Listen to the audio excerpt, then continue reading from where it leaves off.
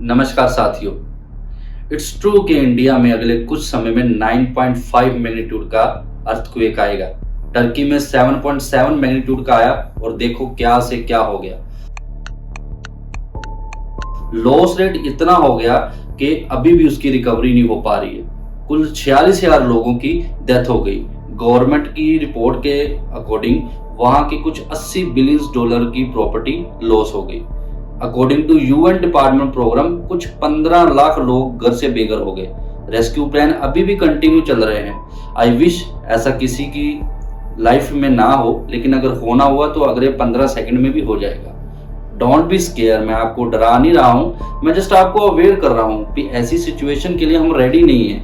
I think 90% लोग doesn't know कि earthquake आए तो करना क्या है, कैसे बचना है। बट इसमें हमारा कोई फॉल्ट नहीं है, क्योंकि हमारी गवर्नमेंट, इंडिया की गवर्नमेंट हमें रेस्क्यू ऑपरेशंस प्लान नहीं लर्न करवाती, ना ऐसी कंडीशंस को फेस आउट करना बताती है। लेकिन ये हमारी रिस्पॉन्सिबिलिटी है कि हम ऐसी सिचुएशंस के लिए करना क्या है उसके अकॉर्डिंग जागरूक हों और अपने कलीग्स, अपने फ्रेंड्स को भी इसके बारे में बताएं। चलिए बिना टाइम वेस्ट किए आज की इस वीडियो में इस पूरे डिटेल्स के बारे में बात करते हैं और ये भी जानते हैं अगर इंडिया में अर्थक्वेक आएगा तो कब आएगा। चलिए एक क्विक रिव्यू ले लेते हैं कि टर्की में अर्थक्वेक आया ही क्यों। अगर जियोग्राफिकली देखें तो टर्की जो है ये पूरे 4 टेक्टोनिक प्लेट्स पे स्टेबल है। सबसे पहली जो प्लेट्स है वो अरेशियन प्लेट्स है जो नॉर्थ बाउंड्री पर स्थित है। उसके बाद अरेबियन और अफ्रीकन प्लेट्स आती है जो साउथ बाउंड्री पे स्थित है। एनाटोलिया प्लेट्स जिस पर पूरा टर्की आता है।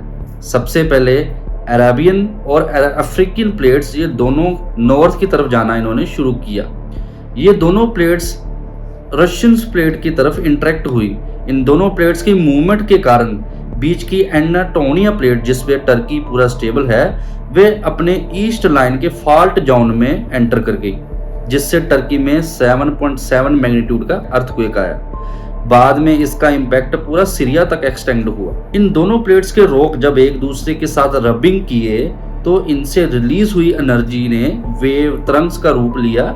जिस वेव्स की स्पीड 100 किलोमीटर पर सेकंड थी उसने टर्की और सीरिया दोनों को अपनी चपेट में ले लिया।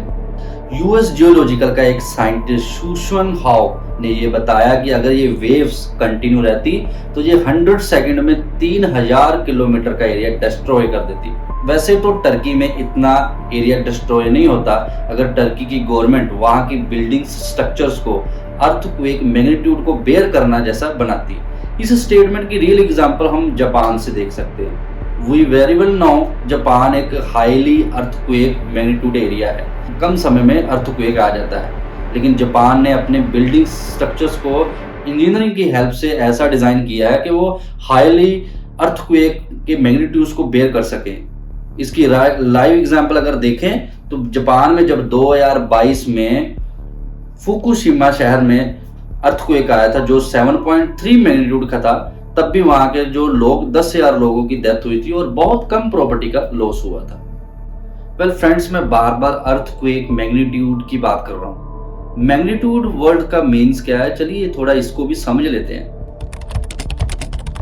1930 से पहले अर्थक्वेक को मर्करी स्केल से मेजर किया जाता था, जिसमें ओनली ये देखा जाता था कि कितनी बिल्डिंग्स डिस्ट्रॉय हुई, कितने लोगों की डेथ हुई। इन दोनों का मेजरमेंट करके 1 से लेके 12 रोमन नंबर के बीच में एक रीडिंग स्केलिंग की जाती थी और इसी से अर्थक्वेक का स्ट्रेंथ बताया जाता था। फिर 1935 में American scientist Charles Francis Richter ने अपने फ्रेंड्स गटनबर्ग के साथ कोलैबोरेशन करके एक मेजरमेंट स्केल रेडी किया।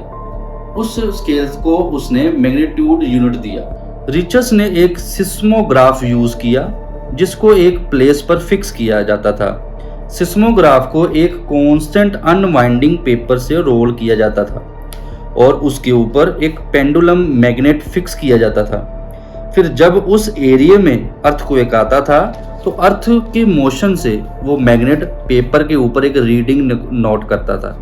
ये इंस्ट्रूमेंट एपिसेंटर डिस्टेंस को भी काउंट करता था और अर्थक्वेक का स्ट्रेंथ बताता था। चार्ल्स ने इस स्केल को 1 से लेकर 9 तक की रीडिंग दी और अर्थक्वेक की स्ट्रेंथ को इस रीडिंग में डिवाइड कर दिया। इस स्केल के अकॉर्डिंग अगर 8 मैग्नीट्यूड का अर्थक्वेक आए तो एपिसेंटर एरिया में न्यूक्लियर बॉम्ब गिरने जितना इफेक्ट करेगा, बस रेडिएशन नहीं होगी बट डिवास्टेशन उतना ही होगा। चलिए फ्रेंड्स, थोड़ा हिस्ट्री में भी एक झलक देख लेते हैं कि लार्जेस्ट अर्थक्वेक हमारे वर्ल्ड वाइड में और हमारे कंट्रीज में कहाँ कहाँ है। आज तक का सबसे बड़ा लार्जेस्ट अर्थक्वेक 1960 में चिली देश के वेल्डिया शहर में आया था। उस समय कुछ $600 मिलियन का लॉस हो गया था, जो आज की करेंसी से अगर उसको कंपेयर करें तो 5000 करोड़ बनता है। अगर इंडिया में देखें तो 2005 में कश्मीर में 7.6 मैग्नीट्यूड का अर्थक्वेक आया था, जिसमें 90,000 लोगों की डेथ हो गई थी। 2.8 बिलियन प्रॉपर्टी की लॉस भी हो गई थी। उसके बाद फिर 2015 में नेपाल में अर्थक्वेक आया, जिसमें 7.8 मैग्नीट्यूड का अर्थक्वेक हमें बेयर करना पड़ा, जिसमें कुछ $10 बिलियन की प्रॉपर्टी का लॉस हो गया। पिक्चर में आप देख सकते हैं कि इंडिया में और वर्ल्ड वाइड में कितने अर्थक्वेक आए हैं और कितने मैग्नीट्यूड के और कितनी उसमें डेथ काउंट्स हुए हैं। इस पिक्चर्स को मैं आपके रेफरेंस के लिए डिस्क्रिप्शन बॉक्स में भी डाल दूंगा, आप उसको डिस्क्रिप्शन बॉक्स में जाके इजीली इसको देख सकते हैं और इसको स्टडी भी कर सकते हैं।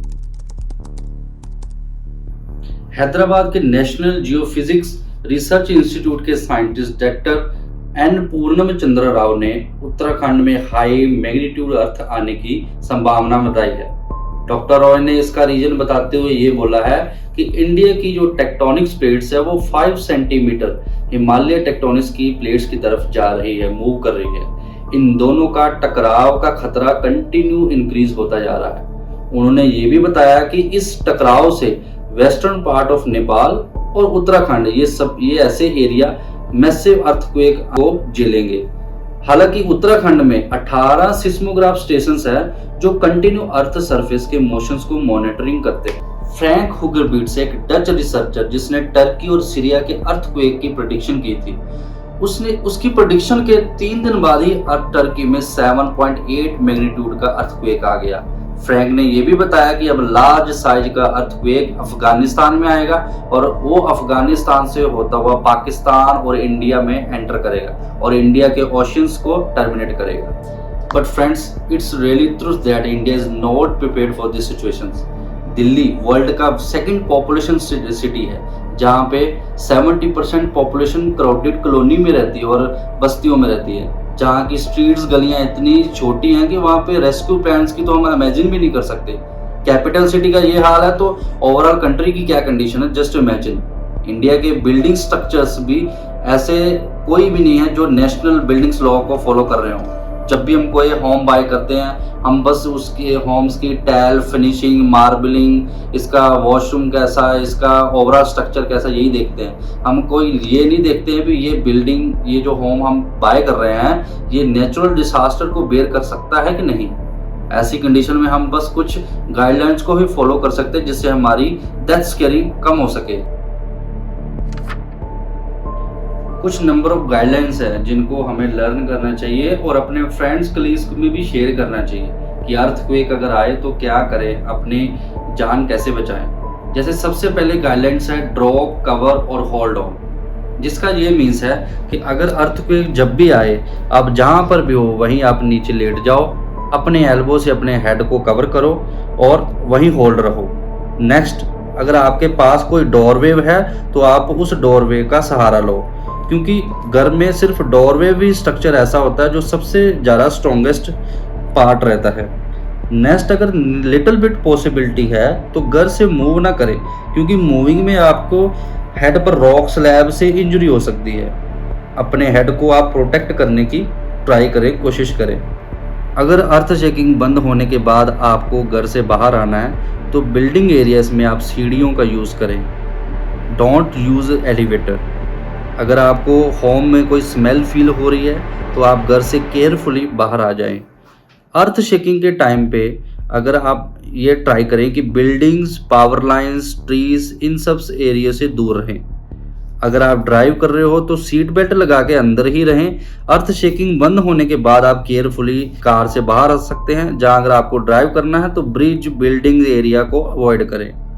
अगर आप माउंटेन एरिया में हो तो रॉक फॉलिंग से अवेयर रहें, किसी सेफ साइड पे चले जाएं। इसके अलावा इंडियन गवर्नमेंट को लोगों को अवेयर करना चाहिए, उनको रेस्क्यू प्लान सिखाने चाहिए और इंडियन गवर्नमेंट को अपने जितने भी बिल्डिंग स्ट्रक्चर्स हैं इसको ऐसे डिज़ाइन करना चाहिए कि वो हाई मॉडरेट अर्थक्वेक को बेयर कर सकें।